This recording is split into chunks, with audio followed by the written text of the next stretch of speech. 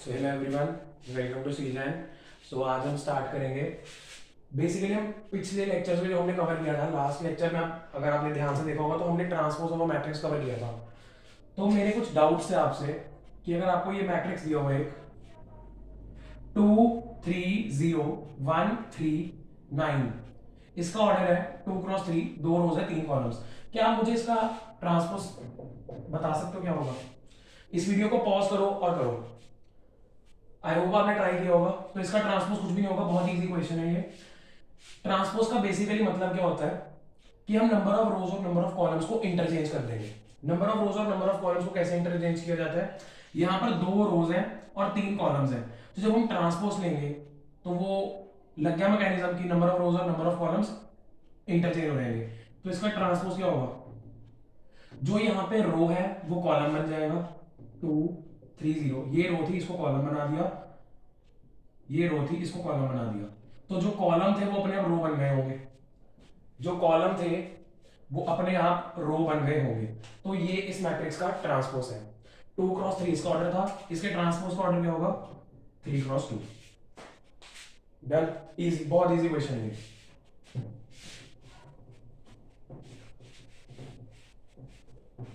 अब एक और क्वेश्चन कर दो मेरे लिए, ये आपकी प्रैक्टिस होगी बेसिकली। 3 1 4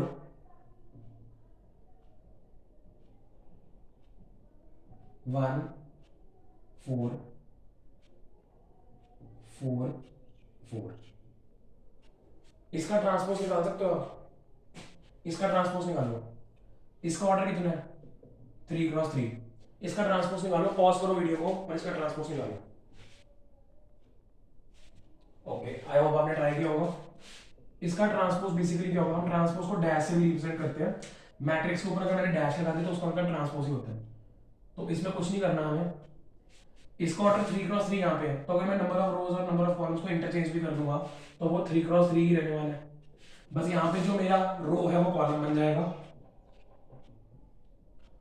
और जो कॉलम है वो अपने आप रो बनता रहेगा। 3 1 4 ये रो था, इसको कॉलम लिख दिया। 1 2 4 और 3 1 4 1 2 4 4 4 6 4 4 6। ए ये था, ए ट्रांसपोज ये था, आपने निकाल दिया ट्रांसपोज, वेरी गुड। अगर आपने ध्यान से ऑब्जर्व किया होगा कि जब आपने ए ट्रांसपोज निकाला और अब आप ए को देख रहे हो, ये दोनों तो बराबर आ गए, ये दोनों तो बिल्कुल सेम आ गए, ए ट्रांसपोज भी ए के इक्वल है।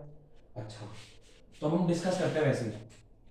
और अभी अब मैं आपको कुछ मैट्रिसेस दे रहा हूं, आप उसके ट्रांसपोज निकालते रहो।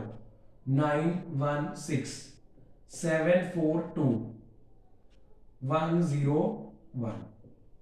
ओके, इसका ट्रांसपोज निकाल दो। इसका ऑर्डर कितना है? 3 क्रॉस 3। ए ट्रांसपोज क्या होगा? जो रो है वो कॉलम बन जाएगा। 9 1 6 7 4 2, ये देखो, ये रो था ये कॉलम बन गया, ये रो था ये कॉलम बन गया, ये रो था ये भी कॉलम बन जाएगा। इसका ऑर्डर 3 क्रॉस 3 आ जाएगा। ये कुछ ऐसे इलस्ट्रेशंस लिए मैंने, इस वाली को याद रखना। ये मैं आपको आगे डिस्कस कराऊंगा अभी इसी लेक्चर में कि इसका क्या फिजिकल सिग्निफिकेंस है। तो बस अब आपको ट्रांसपोज पता लगा कि क्या होता है। अब हम ट्रांसपोज की कुछ प्रॉपर्टीज देखते हैं, कुछ इंपॉर्टेंट प्रॉपर्टीज जो कि बहुत इंपॉर्टेंट है। जैसे ये पहली प्रॉपर्टी बहुत ऑब्वियस है, बहुत ऑब्वियस है। अगर मेरे पास एक मैट्रिक्स का ट्रांसपोज है, अगर मैं उसका दोबारा से ट्रांसपोज ले लूं तो मेरे पास दोबारा से मैट्रिक्स आ जाएगा। ये दोबारा सोचो, मैं आपको मतलब सोचने के लिए देता हूं। जैसे ए मैट्रिक्स मान लो आपके पास था 2 क्रॉस 3 का मैट्रिक्स, आपने ए ट्रांसपोज लिया, उसका ऑर्डर हो गया 3 क्रॉस 2। ठीक है, अब ये प्रॉपर्टी क्या कह रही है? ट्रांसपोज का दोबारा ट्रांसपोज लो, ए ट्रांसपोज का ट्रांसपोज लिया तो इसका दोबारा से ऑर्डर क्या हो गया? 2 क्रॉस 3। तो बेसिकली ये ए ही लिखा हुआ है, इसको आप प्रूव भी कर सकते हो। ए एक मैट्रिक्स लो 1 0 3 1, आप ये वाली प्रॉपर्टी प्रूव कर सकते हो इस मैट्रिक्स को लेके। आप ये सारी प्रॉपर्टीज प्रूव कर सकते हो जो मैं लिखवाऊंगा अभी। ये बहुत ऑब्वियस है ये। ओके, सेकेंड प्रॉपर्टी, अगर दो मैट्रिसेस ऐड हो रहे हैं, उनका ट्रांसपोज लिया जाए या फिर उनका पहले ट्रांसपोज लेके बाद में ऐड कर दो, ये एक ही बात है। ये भी बहुत ऑब्वियस है, इसको आप प्रूव कर सकते हो। मैं आपको एक और मैट्रिक्स दे देता हूं, बी 3 1 4 2। इसका ऑर्डर 2 क्रॉस 2 है, इसका ऑर्डर 2 क्रॉस 2 है। आप ये सारी प्रॉपर्टीज वेरीफाई कर सकते हो इन दो मैट्रिसेस के एग्जांपल लेके। तीसरा, ये मोस्ट इंपॉर्टेंट है, अगर दो मैट्रिसेस मल्टीप्लाई हो रहे हैं, उनका आप ट्रांसपोज लेते हो, तो इसका आंसर कुछ ऐसा निकल के आता है, B transpose into A transpose. ये चीज कभी इक्वल नहीं होगी A transpose into B transpose के, क्योंकि यहां पर रिवर्सल लॉ लगता है। रिवर्सल लॉ लगता है, जो बाद में मैट्रिक्स लिखा हुआ है उसका ट्रांसपोज पहले आएगा, जो बाद में मैट्रिक्स लिखा है उसका ट्रांसपोज पहले आएगा। फॉर एग्जांपल, यहां पर अगर तीन मैट्रिक्स लिखे हो ए बी सी, इसका आप ट्रांसपोज लो तो इसका आंसर आएगा C transpose B transpose A transpose, ये इसका आंसर आएगा। इसको आप प्रूफ कर सकते हो, ये दो एग्जांपल्स है। अगर मैं प्रूफ करूंगा तो लेंथ लंबी हो जाएगी वीडियो की, जो कि हम नहीं चाहते बिल्कुल भी। चौथी प्रॉपर्टी कि अगर कोई कांस्टेंट नंबर मल्टीप्लाई हो रहा है, कोई स्केलर मल्टीप्लाई हो रहा है मैट्रिक्स के साथ, और फिर अगर आप ट्रांसपोज लो तो आप स्केलर को बाहर निकाल सकते हो ए ट्रांसपोज। ये बहुत ऑब्वियस थी वैसे। तो ये चार बेसिक प्रॉपर्टीज हैं, इसको आप नोट करो अच्छे से और समझ समझ के, और मैं चाहता हूं कि आप बिल्कुल प्रूफ भी करो इन्हें। ये वाला जो स्पेशल केस है ना, ये तो बहुत बार बोर्ड के एग्जाम्स में आया भी हुआ है, ये प्रूफ करना कि प्रूफ करो LHS is equal to RHS, verify. 3 cross 3 matrix का आया था, क्योंकि उसकी मल्टीप्लिकेशन थोड़ी लेंथी होती है, तो बोर्ड में आया हुआ है। तो इसको मैं चाहता हूं कि आप जरूर ट्राई करो। 1 3 4 1 7 5 1 9 3 2 9 3, एक ये मैट्रिक्स है, दूसरा मैट्रिक्स है 3 7 4 1 0 2 3 1 1। ये वाली प्रॉपर्टी आप इस क्वेश्चन से प्रूव करोगे कि ए मैट्रिक्स ये है, बी मैट्रिक्स ये है, अब इसको प्रूव करो। वेरीफाई करनी है आपने रिजल्ट वेरीफाई करना बेसिकली। अब ये जो छोटे छोटे क्वेश्चंस आपको मिल रहे हैं क्लास में, तो इन्हें इग्नोर मत करना, ये आपकी प्रैक्टिस के लिए ही है। अब हम आगे बढ़ते हैं, जो कि एक बहुत इंपॉर्टेंट टॉपिक है इस चैप्टर का, जो है सिमेट्रिक और स्क्यू सिमेट्रिक मैट्रिसेस। सिमेट्रिक और स्क्यू सिमेट्रिक मैट्रिसेस बेसिकली होते क्या है? सिमेट्रिक सिमेट्रिक मैट्रिसेस की बेसिकली डेफिनेशन क्या होती है? सिमेट्रिक वर्ड सुन के हमें लगता है यार बड़ी ना सिमेट्री सी होगी, सिमेट्री होती है इनमें, पर सिमेट्री देखने का एक तरीका होता है। जैसे इसकी बेसिकली डेफिनेशन क्या होती है? A transpose is equal to A. अब वो याद करो, जो पहला क्वेश्चन इस लेक्चर का, पहला या दूसरा जो मैंने आपको बोला था, याद रखना कि मैं आगे बोलूंगा आपको, उसमें क्या हुआ था? A transpose is equal to A अपने आप निकल के आ रहा था, मतलब एक मैट्रिक्स उसका ट्रांसपोज लो वही मैट्रिक्स आ रहा था। तो ये तो होगी इसकी थ्योरेटिकल डेफिनेशन कि A transpose is equal to A. अब इसकी एग्जांपल मैं कैसे ले सकता हूं? जैसे मान लो एक मैट्रिक्स लो, ये सिमेट्रिक किस किस रिस्पेक्ट में सिमेट्रिक होते हैं? जैसे 1 2 3 3 3 7 7 9 2। अब जैसे ये सिमेट्रिक है 3 क्रॉस 3, अब सिमेट्रिक कैसे है? ये सिमेट्रिक देखने का एक वे होता है, जैसे ये डायगोनल के क्रॉस सिमेट्रिक है। ध्यान से देखो, हमने डिस्कस किया था कॉन्जुगेट एलिमेंट्स के बारे में। जो सिमेट्रिक मैट्रिक्स होते हैं, A transpose is equal to definition follow करेंगे बिल्कुल। आप इस मैट्रिक्स का ट्रांसपोज लेके देखना, वो इसके बराबर ही आएगा। वो तो होगी थ्योरेटिकल बात, पर अब जब हम प्रैक्टिकल बात करेंगे तो मैं कैसे बोलूंगा? मान लो मेरी आंखों के सामने आया, मैंने ये देखा डायगोनल के क्रॉस ये सिमेट्रिक है, ये A12 है, ये A21 के बराबर है। A12 जो है वो A21 के बराबर है, इसमें कॉन्जुगेट एलिमेंट्स इक्वल होते हैं, कॉन्जुगेट एलिमेंट्स आर इक्वल, इसमें कॉन्जुगेट एलिमेंट्स इक्वल होते हैं। कॉन्जुगेट एलिमेंट्स कैसे, ये A13 ये A31, ये यहां पे 9 आएगा, A32 A23 A32, तो ये आपस में इक्वल है।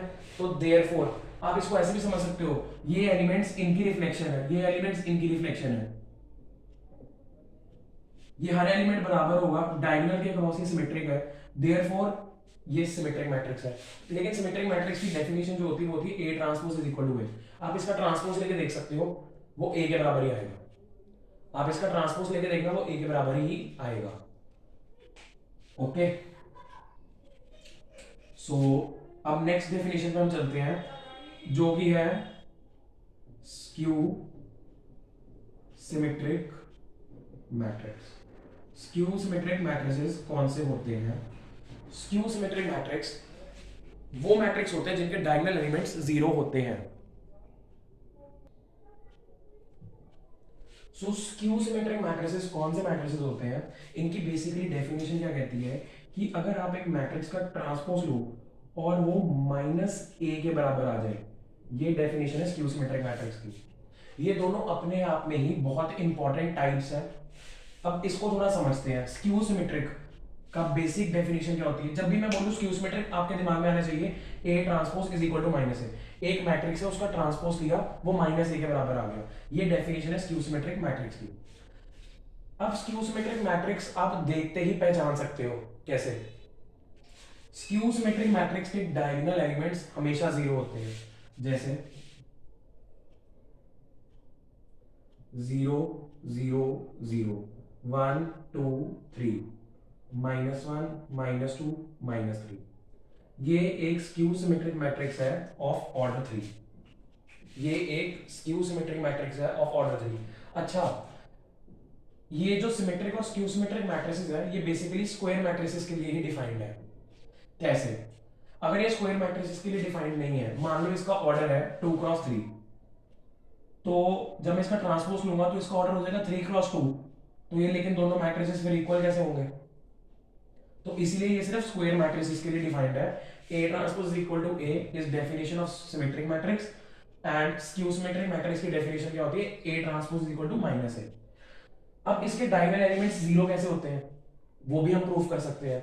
अब ध्यान से देखो, जो स्क्यू सिमेट्रिक मैट्रिक्स है वो भी डायगोनल के अबाउट अपना सिमेट्री का पर नेगेटिव साइन के साथ। जैसे यहाँ 1 है तो यहाँ -1 है, यहाँ 2 है तो यहाँ -2 है, यहाँ 3 है तो -3 है।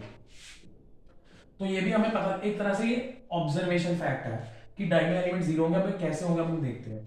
इस डेफिनेशन को अप्लाई करते हैं। जैसे A मैट्रिक्स है, उसके पास जनरल एलिमेंट है Aij, ऑर्डर n का, n क्रॉस n। तो A ट्रांसपोज के पास कौन से एलिमेंट्स होंगे? Aj। देखो ना, रो और कॉलम को इंटरचेंज कर दोगे तो Ji बन जाएगा, ये कॉलम रो बन जाएगा, रो कॉलम बन जाएगा। n cross n square matrix है तो इधर फर्क नहीं पड़ेगा। अब इस डेफिनेशन में उठा के डाल दो इसे, क्या बनेगा? ये A ट्रांसपोज क्या था? Aj is equal to -Aij। अब मैं डायगोनल एलिमेंट्स की बात करूं तो डायगोनल एलिमेंट्स कौन कौन से हैं? A11 A22 A33, A11 A22 A33। तो ध्यान से देखो, जो डायगोनल एलिमेंट्स होते हैं उनमें नंबर ऑफ रोज और नंबर ऑफ कॉलम्स इक्वल होते हैं। देखो 1 1 2 2 3 3। तो यहां मैं डाल दूं अगर I is equal to J, I is equal to J इस सिचुएशन में डाल दो तो Ai is equal to -Aii। So 2Aii is equal to 0. Therefore Aii is equal to 0. Aii is equal to 0 का मतलब diagonal element 0, A11 0, A22 0, A33 0। हमारे पास तो 3 cross 3 है ना, तो अगर ये ऑर्डर 4 का होता तो A44 0। तो ये बेसिकली प्रूव हो गया है कि स्क्यू सिमेट्रिक मैट्रिक्स के डायगोनल एलिमेंट्स 0 होते हैं। और ये प्रूफ बहुत बार बोर्ड के पेपर्स में आ चुका है कि प्रूव करो कि diagonal elements of skew symmetric matrix are 0। So इसको आप नोट भी कर सकते हो, मैंने समझा भी दिया कि कैसे आता है, तो ये इंपॉर्टेंट है।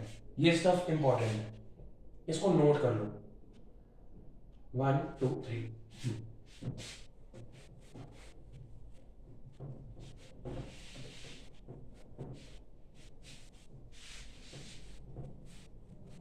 अब इस वीडियो में तो हम कॉन्सेप्ट सीख रहे हैं, जो आने वाली वीडियो होगी उसमें थोड़े क्वेश्चंस देख लेंगे। तो आज हम क्या करते हैं, सारे कॉन्सेप्ट्स खत्म कर लेते हैं ट्रांसपोज को लेके, ताकि अगली वीडियो में हम सिर्फ क्वेश्चंस, आने वाले लेक्चर्स में सिर्फ क्वेश्चंस कर सकें। अगर हम एक मैट्रिक्स में, ये मेरे ख्याल से सेकेंड लास्ट कॉन्सेप्ट है आज के लेक्चर का, अगर एक मैट्रिक्स में मैं एक उसका ट्रांसपोज ऐड कर दूं, ये एक मैट्रिक्स है, उसमें मैंने उसी का ट्रांसपोज ऐड कर दिया, तो जो ये मैट्रिक्स बनेगा, बेसिकली ये कोई मैट्रिक्स ही बनेगा। तो ये जो मैट्रिक्स होगा ना, ये सिमेट्रिक मैट्रिक्स होगा, ये एक सिमेट्रिक मैट्रिक्स बनेगा। इसको आप प्रूव भी कर सकते हो।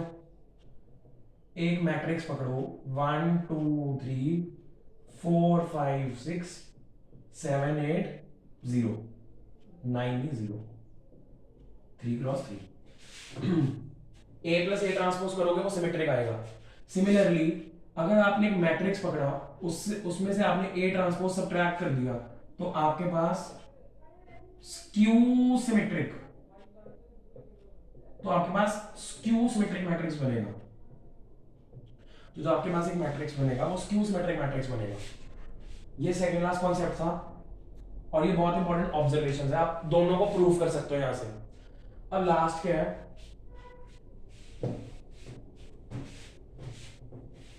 लास्ट कॉन्सेप्ट क्या है, ये बेसिकली ना बोर्ड के पेपर्स के लिए है, जो ये लास्ट चीज है, ये जैसे कॉम्पिटिटिव एग्जाम्स में इतनी नहीं आती है, पर आपको फिर भी पता होना चाहिए कि कोई भी मैट्रिक्स को हम रिप्रेजेंट कर सकते हैं as a sum of symmetric and skew symmetric matrix. ये बहुत इजी है। आपने एक मैट्रिक्स पकड़ा ए, इसको मुझे अब रिप्रेजेंट करना है सिमेट्रिक और स्क्यू सिमेट्रिक की टर्म्स में, सिमेट्रिक और स्क्यू सिमेट्रिक की टर्म्स में। अब ये बहुत ही इजी है करना, इसका पहले मैं डायरेक्ट लिख देता हूं, उसके बाद मैं आपको समझाऊंगा कि ये कैसे आ रहा है। A plus A transpose plus half A minus A transpose. अरे यार ये क्या लिख दिया, अरे यार ये क्या लिख दिया बोर्ड पे, मुझे कुछ नहीं समझ आया, समझाते हैं ना। आपने एक मैट्रिक्स को क्या किया, ये सिमेट्रिक मैट्रिक्स है, ये एक स्क्यू सिमेट्रिक मैट्रिक्स है। आपने एक मैट्रिक्स को सिमेट्रिक और स्क्यू सिमेट्रिक मैट्रिक्स की टर्म्स में लिख दिया। अब मेरी बात सुनो, इसको अंदर मल्टीप्लाई करो और खोल के देखो क्या होगा। ये बेसिकली मैंने यही मैट्रिक्स लिखा हुआ है, हाफ ए के साथ मल्टीप्लाई होगा, हाफ ए बन गया, इधर हाफ ए बन गया, इधर ए ट्रांसपोज बाय 2 बनेगा, इधर ए ट्रांसपोज बाय 2 माइनस के साथ बनेगा, तो ये कट जाएंगे, तो आपके पास एट द एंड क्या बचेगा, a by 2 plus a by 2, तो वो तो आपको a ही दे देगा। तो basically a is equal to a ही लिखा हुआ है। तो बस ये लिखने का तरीका था, ये कैलकुलेशन का पार्ट था, ये कैलकुलेशन का पार्ट था। अगर मैं डायरेक्टली लिख देता a is equal to a, आप लोग पागल हो जाते हैं, आपको समझ नहीं आ रहा था मैंने क्या लिखा है। तो इसीलिए पहले रिजल्ट लिख दिया, उसके बाद हमने डिराइव कर दिया कि ये कैसे कैसे वही चीज लिखी हुई है। अगर मैं ऐसे भी स्टार्ट करता तो मेरे लिए तो बहुत आसान था कहना। देखो मैं लिखता a is equal to a, अब मैं आपको बोलता a को ना हम ऐसे करते हैं, a by 2 plus a by 2 लिख देते हैं, a by 2 plus a by 2 लिख दिया। अब मैं क्या करूंगा, a by 2 plus a by 2 लिख दिया। अब मैं क्या करता हूं, a ट्रांसपोज बाय 2 ऐड करता हूं, a ट्रांसपोज बाय 2 माइनस कर देता हूं।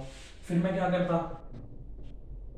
हाफ लेता, इन दोनों को क्लब कर देता, a plus a transpose plus half common निकाला, a माइनस a ट्रांसपोज, तब भी आ जाता है। आपको जैसे समझना समझ लो, पर अगर मैं पहले बता के